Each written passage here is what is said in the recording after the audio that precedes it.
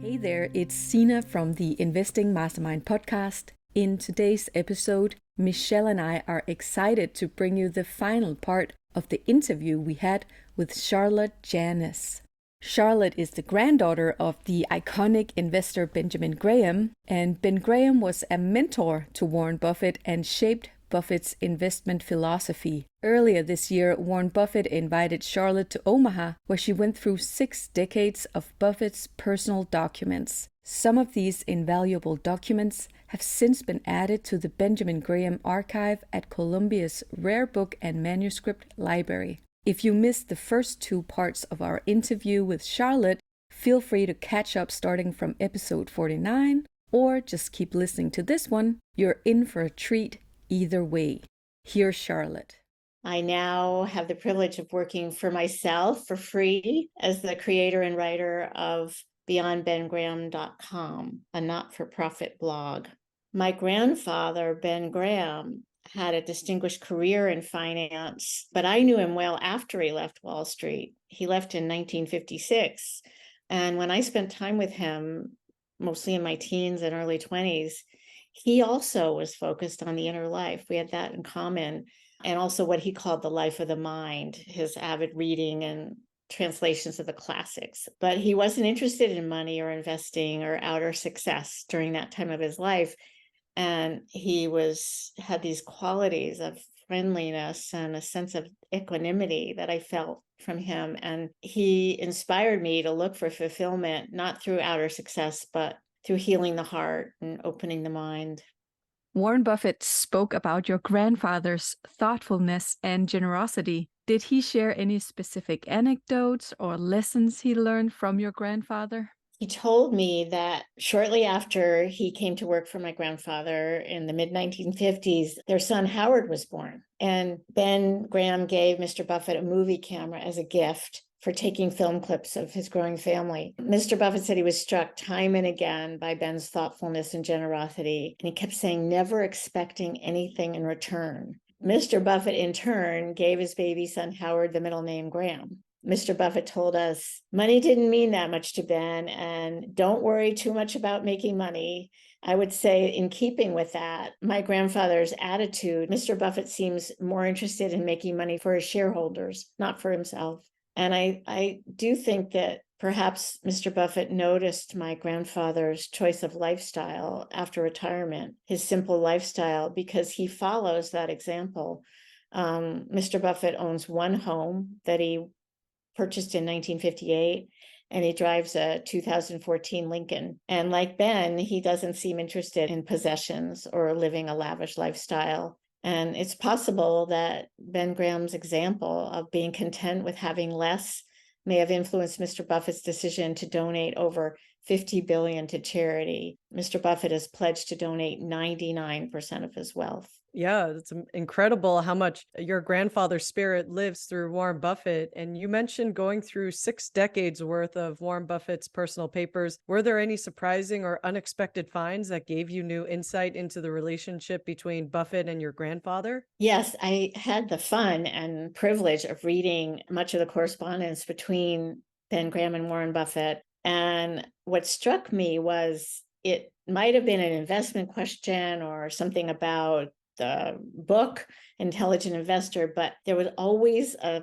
point in the letter where my grandfather would invite Warren and Susie Buffett to visit and send his greetings to the Buffett family. And I sensed much more of a friendship and caring between the two men than I expected. And I actually asked Warren Buffett, would you say that you and Ben became friends? And he said that I think I wanted the friendship more than Ben did. And I'm not sure that's true, just judging from the feeling I got from my grandfather's letters to him. And Warren went on to say, Ben was my hero and my friend. It helps to have heroes who are better than you. And it was just, my whole heart tingled when I heard him say that. I felt honored to be in the room. I really felt from Mr. Buffett's voice and the emotion in his eyes that Warren Buffett loves my grandfather not just back when he was his student or his employee, or when he and his wife Susie went to visit my grandfather in Beverly Hills, and they would join Ben and his then wife Estelle for dinner. But he still finds meaning in that relationship with Ben. And I felt it kind of came out of my asking that question from reading these letters, that Mr. Buffett revealed that to me just in the way he spoke of my grandfather. And I think that we humans have the capacity to feel love for a person who has passed, and have that love still nourish us and inform how we live. And I feel certain that Mr. Buffett's heartfelt connection with Ben Graham continues to sustain him. And that was so moving for me to discover that in my visit. Buffett's investing approach and lifestyle were tremendously influenced by Ben Graham, Philip Fisher, Charlie Munger. Why do you think Benjamin Graham stood out from all of Buffett's many other teachers to transform Buffett's life the way Ben Graham did? Warren Buffett was a very young man when he encountered Ben Graham's crucial ideas, security analysis and value investing. And these ideas transformed his investment philosophy. And I think he was equally moved by Ben Graham as a person, by his character, his kindness, his friendliness, his generosity, his moral fiber. I sensed that the connection between the two men, teacher and student, touched them both more deeply than either of them realized. One of the moments that is most memorable from that visit that speaks to this is we were just packing up all the papers. Mr. Buffett had given me all the Ben Graham papers, and I, in turn, was giving the ones of historic value to get ready for shipping to the Columbia Rare Book and Manuscript Library. And one of his staff members kindly offered to help us and do the shipping. And as we were talking, she said to me, "You know, Warren talks about your grandfather all the time." And I said, "You mean because he was expecting my visit?" And she said, "No, I've been here 25 years. He talks about Ben Graham all the time." And it just hit me that maybe it doesn't exactly explain why my grandfather became such an important figure in his life, but that she was giving me evidence that he really thinks of my grandfather and talks about him quite often. And it really meant a lot to me to hear that. Could you tell us more about the Benjamin Graham papers at Columbia University's Rare Book and Manuscript Library? What kinds of documents did you select for this archive and why? And can anyone visit this collection? I selected letters, many of them between Ben Graham and Warren Buffett, writings, lectures, and articles by and about Ben Graham, starting from about the 1930s on, and also materials that about Benjamin Graham's work and influence, written or collected by his friend and mentee, Warren Buffett, after Ben Graham's death in 1976. There's also correspondence with Jason Zweig, the financial journalist who writes The Intelligent Investor column for the Wall Street Journal. Jason Zweig is also the editor of the revised edition of Benjamin Graham's The Intelligent Investor. Yes, anyone can visit this collection, and they need to make an appointment at the library in advance. After your time in Omaha, did your perspective on your grandfather or on Warren Buffett change in any way? Warren Buffett's emphasis on my grandfather's kindness and generosity totally surprised me. I expected him to talk about my grandfather as an innovator and a teacher of security analysis and value investing. So I discussed Warren Buffett's history with someone who's followed him closely for 2 decades, and learned that Warren Buffett also manifests this kindness and generosity in the way he conducts business and treats shareholders and other people in his life. And I heard that he sometimes does something special for a deserving person when he can make a difference, and that he manifests generosity towards his employees too. In the 1970s, rather than sell the failing Berkshire Hathaway textile mill and invest the capital to make a profit, Mr. Buffett kept the mill open just to provide jobs for its workers. What I learned was that the enduring bond between these two brilliant investors, Graham and Buffett, turns out to be less about money and investment strategies and more about character, about generosity and kindness, and that these are the qualities that the world sorely needs to counter greed and strife and overconsumption. And it turned out to be much more about that than I ever expected. And I was so heartened to find out that my grandfather influenced Warren Buffett, perhaps the most respected businessman and foremost investor of our time, to adopt some of those qualities that I admire most in my grandfather. His friendliness, his benevolence, his generosity. And you can read more about this in my blog post, the one called Ben Graham and Warren Buffett, What Ben's Granddaughter Learned About Their Enduring Bond. With this investing community around Warren Buffett, who we know today, sharing Benjamin Graham's not only investing style, but also the way he was as a human being. And it's definitely something that taken away from this community as well and can feel deeply is the generosity, the willingness to share with other people and openness. And I just found that to be absolutely amazing and not something I really have seen anywhere else, like in the corporate world, for example, where I came from, but that I really feel and see in this community and that I have taken upon me to also share with whoever I meet and try to be that person as well. So it's lasting generations and it's spreading like rings in the water, what your grandfather started back in the day, that movement, not only with investing, but also his whole being. I was really happy to hear that you encountered that and surprised that you've encountered that when you went to the Berkshire Hathaway shareholder meetings, and the whole culture there sounded so open and sharing of investment ideas. And I was really happy to hear about that. And I do really admire and appreciate the work of you too in continuing that and sharing what you learn with other investors. And I think it's very important work, and I do appreciate it. I'm so grateful that we could be part of this community and that you are also part of this community and sharing this heartening bond and that endures over many decades of what your grandfather started. So he might be your grandfather, but he's like our great grandfather of investing and all of us being able to share and bask in his wisdom. And it's a testament to how much your grandfather was a real mensch. And, I wanted to ask, what is a final lesson you would like people listening to the show and people in general to know from your grandfather? I see Ben Graham and Warren Buffett as heroes who can help to change corporate culture. Warren Buffett's the one who used that word hero with regard to my grandfather, and I started to really take it in. I feel that these two titans of finance embody kindness and generosity, and it's exactly what we need today. We need more heroes like Ben Graham and Warren Buffett.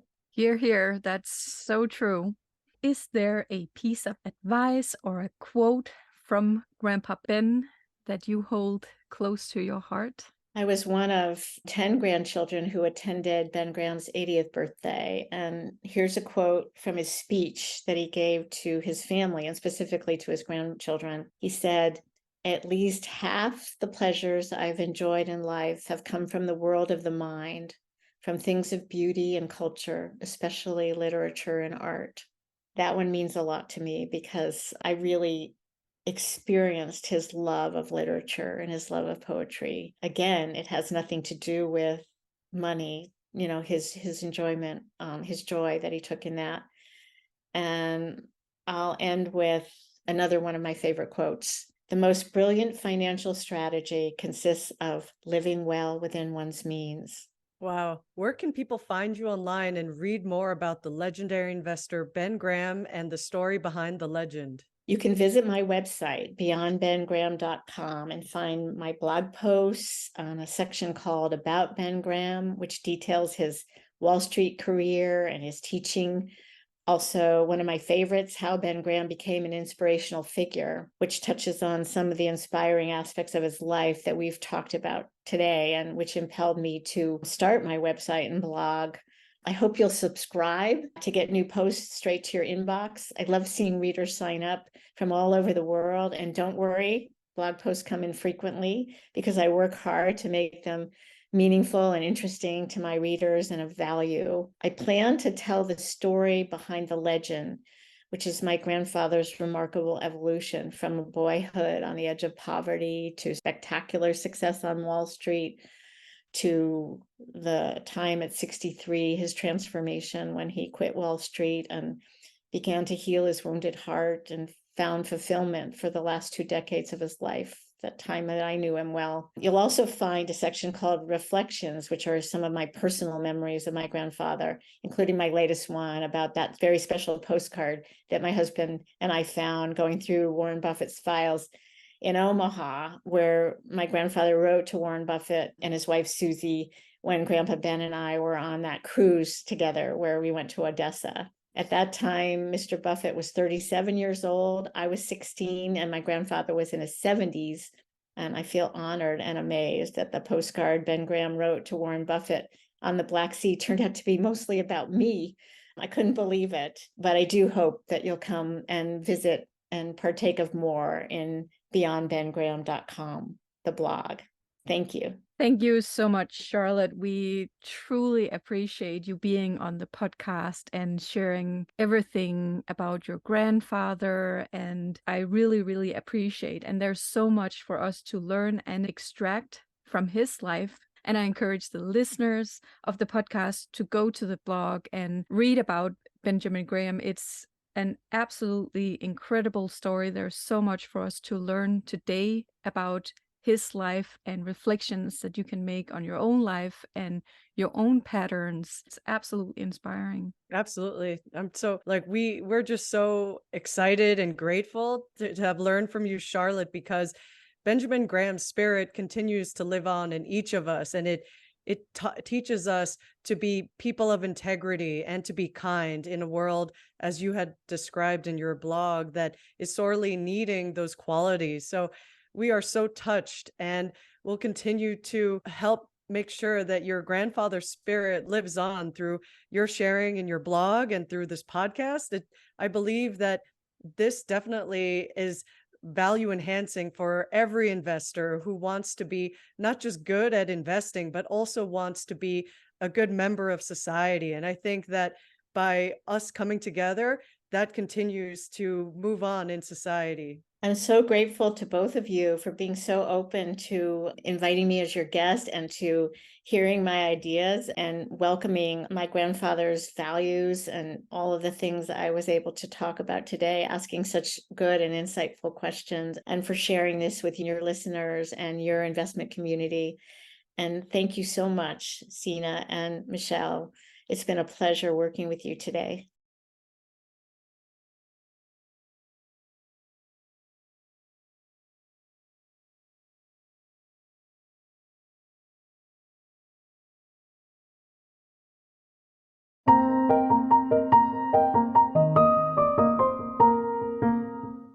If you enjoyed the show and found the content informational, we would be super grateful if you would leave us a review and follow us wherever you get your podcasts so you automatically get new episodes in your feed. We publish a new show every Tuesday. The contents of the Investing Mastermind podcast are for educational, informational, and entertainment purposes only. None of this is investing advice, and if you need help in your personal situation, please consult with a professional.